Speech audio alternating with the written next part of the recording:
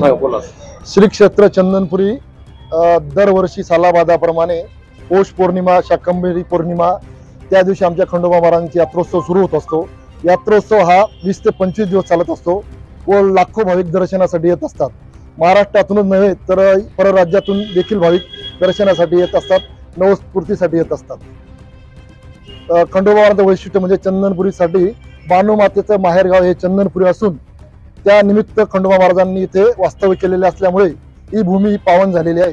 त्या निमित्त इथे अहिल्यादेवी होळकर यांनी पुरातन खंडोबा महाराजांच्या मंदिरांची निर्मिती केलेली आहे आणि पूर्वीपासून इथे यात्रोत्सव चालत आलेला आहे.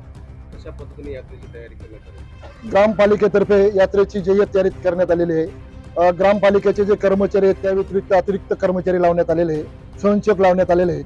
गावात साफसफाई स्वच्छता ठेवण्यात आलेली आहे, पथदीप लावण्यात आलेले आहेत, पाण्याची पिण्याची व्यवस्था करण्यात आलेली आहे, शौचालय आहेत व इतर सर्व जसंही कोणाला काही अडचण आली तर त्यांनी ग्रामपालिकेशी संपर्क साधावा.